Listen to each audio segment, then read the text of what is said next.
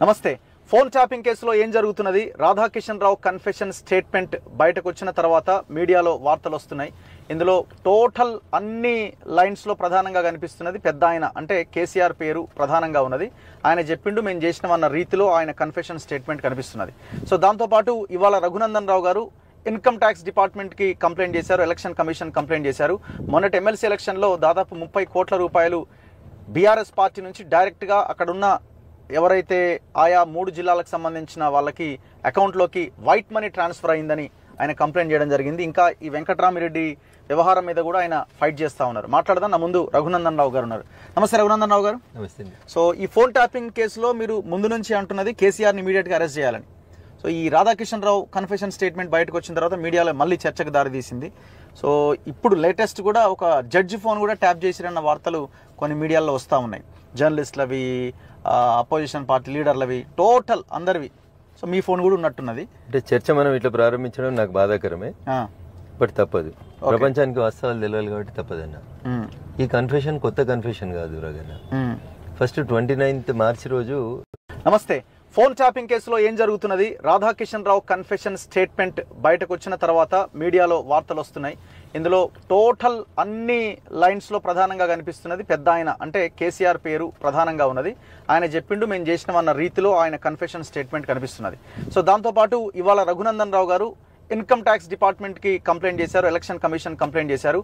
మొన్నటి ఎమ్మెల్సీ ఎలక్షన్లో దాదాపు 30 కోట్ల రూపాయలు బీఆర్ఎస్ పార్టీ నుంచి డైరెక్ట్గా అక్కడున్న ఎవరైతే ఆయా 3 జిల్లాలకు సంబంధించిన వాళ్ళకి అకౌంట్లోకి వైట్ మనీ ట్రాన్స్ఫర్ అయిందని ఆయన కంప్లైంట్ చేయడం జరిగింది. ఇంకా ఈ వెంకట్రామిరెడ్డి వ్యవహారం మీద కూడా ఆయన ఫైట్ చేస్తూ ఉన్నారు. మాట్లాడదాం. నా ముందు రఘునందన్ రావు గారు ఉన్నారు. నమస్తే రఘునందన్ రావు గారు. నమస్తే. సో ఈ ఫోన్ ట్యాపింగ్ కేసులో మీరు ముందు నుంచి అంటున్నది కేసీఆర్ని ఇమీడియట్గా అరెస్ట్ చేయాలని. సో ఈ రాధాకిషన్ రావు కన్ఫెషన్ స్టేట్మెంట్ బయటకు వచ్చిన తర్వాత మీడియాలో మళ్ళీ చర్చకు దారితీసింది. సో ఇప్పుడు లేటెస్ట్ కూడా ఒక జడ్జి ఫోన్ కూడా ట్యాప్ చేసిరన్న వార్తలు కొన్ని మీడియాలో వస్తూ ఉన్నాయి. జర్నలిస్టులవి, అపోజిషన్ పార్టీ లీడర్లవి, టోటల్ అందరివి. సో మీ ఫోన్ కూడా ఉన్నట్టున్నది. అంటే చర్చ మనం ఇట్లా ప్రారంభించడం నాకు బాధాకరమే, బట్ తప్పదు.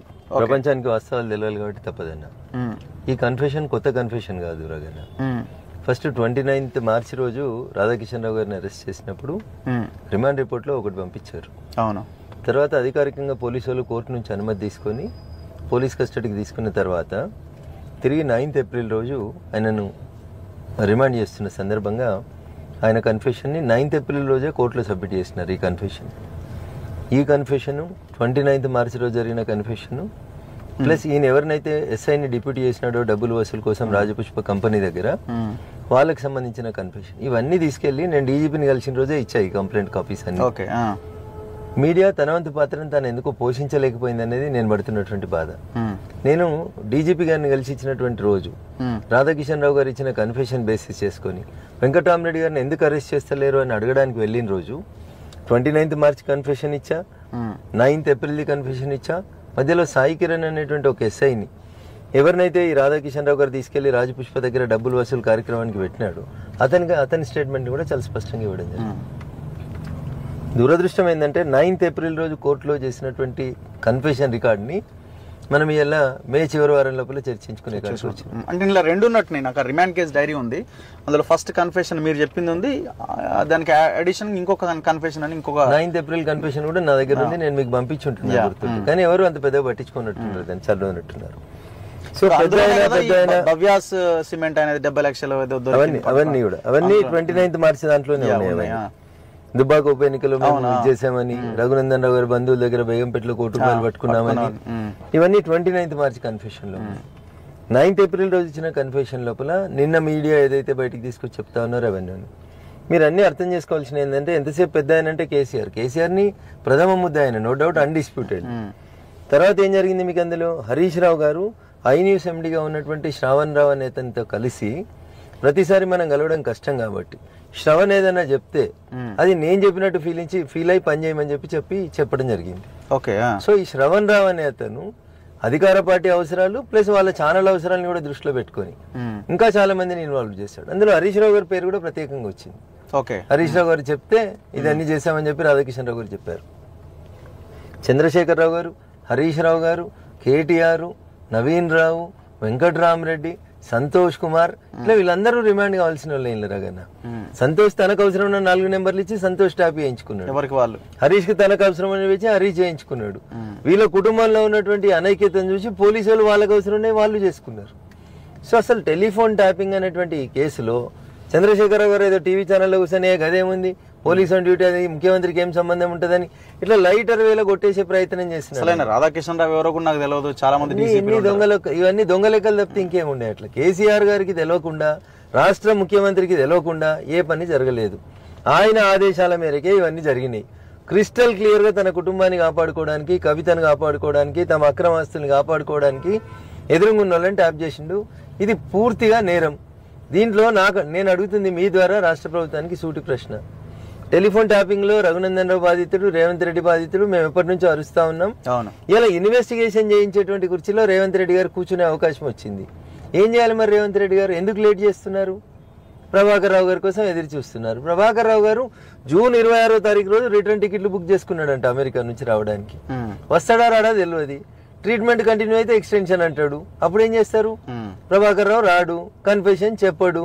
అయితే అప్పటిదాకా కేసీఆర్ అరెస్ట్ చేయరా? ఈ పాపాలన్నీ ఇట్లే జరుగుతుండాల్సిందే. గ్రౌండ్ ఎవిడెన్స్ బట్టి ఇమీడియట్ గా కేసీఆర్ అరెస్ట్ చేయొచ్చా? మీరు అంటున్న ఎందుకు చేయరాదు? ఎందుకు చేయరాదు అంటున్నా. నేను మొన్న డీజీపీ గారిని కలిసినప్పుడు కూడా ఆయన అదే అడిగిండు. నిలబడుతుంది. ఇప్పుడు రాధాకిషన్ రావు గారు ఏం చెప్పారు? నేను సాయి కిరణ్ అనే ఎస్ఐని రాజపుష్ప కంపెనీ కాడ అప్పచెప్పినాను, ఓ పోలీస్ బండి ఇచ్చినాను. అవును, ఆ కన్ఫెషన్ లో ఒక కొత్త ఐఫోన్ కొని ఇచ్చినాను, సిమ్ కార్డ్ ఇచ్చినాను, ఇవన్నీ చెప్పినాను. హాస్పిటల్ లోపలికి పోయినాడు, మార్వాడీల దగ్గరికి పోయినాడు, డబ్బులు వసూలు చేసినాడు, తెచ్చినాడు. ఎస్ఐ బతికే ఉన్నాడు కదా, ఎస్ఐ బయటే ఉన్నాడు కదా, సెల్ ఫోన్ సిమ్ కార్డు ఉంది కదా, ఎవరెవరు ఎన్నిసార్లు మాట్లాడిరో ఉంది కదా.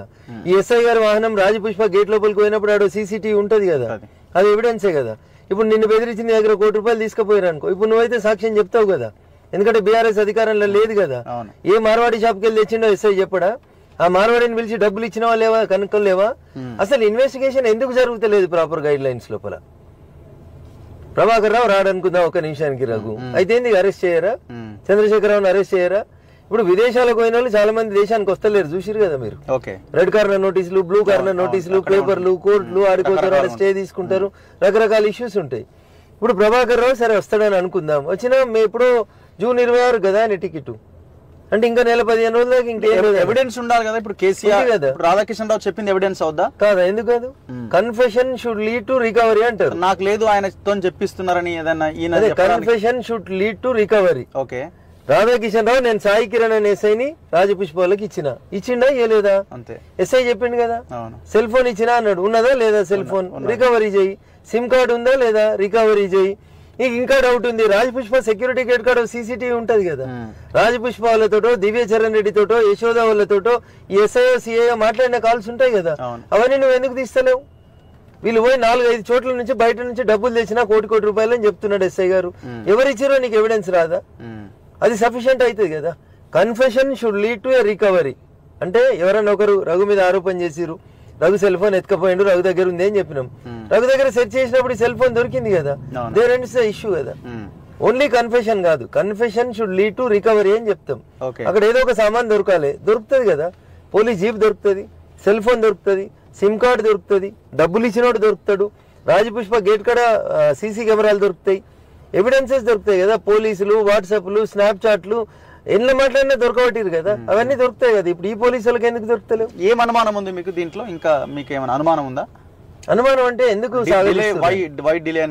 సాగదీస్తున్నారు అని అడుగుతున్నా. అదే అడుగుతున్నా డీజీపీ గారిని, అదే అడిగినా. ఎందుకు ఇంకా డిలే చేస్తున్నారు? ప్రభాకర్ రావు రావాలి, రాడు అనుకుందాం ఒక నిమిషానికి, రాడు. అప్పుడు ఏం చేస్తారు? ఇప్పుడు అమెరికాలో ఉన్నాడు, వాడికి వెళ్ళి వేరే అడ్రస్ పోతాడు. ఆయన కూడా యూకేకే పోతాడు, విజయమాల లెక్క పోయి యూకేలో ఉంటాడు. అప్పుడు ఏం చేస్తారు?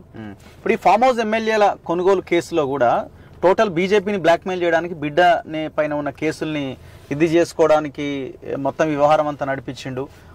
ఓన్లీ రోహిత్ రెడ్డి వెళ్దామని అనుకున్నాడు, బట్ మిగతా ఇంకొక 3 కూడా యాడ్ చేసిండు. అందుకనే రగన్నా ఇప్పుడు ఆ ఫామ్ హౌస్ లో సీసీటీవీ కెమెరాలు ఉంటాయి, వీళ్ళు ఫిట్ చేసిన స్పై కెమెరాలు ఉంటాయి. ఆ రోజు ఉన్నటువంటి సైబరాబాద్ సిపి ఏం చెప్పిండు? కార్ వెనక సీట్ లో బ్యాగ్ ఉంది, అందులో పైసలు ఉన్నాయి అని మీడియాకి బ్యాగ్ ఓపెన్ చేయకుండా చూపెట్టిండు కదా. ఆ బ్యాగ్ లో పైసలు ఏవైనా నేను అప్పటి నుంచి ఈడీ కంప్లైంట్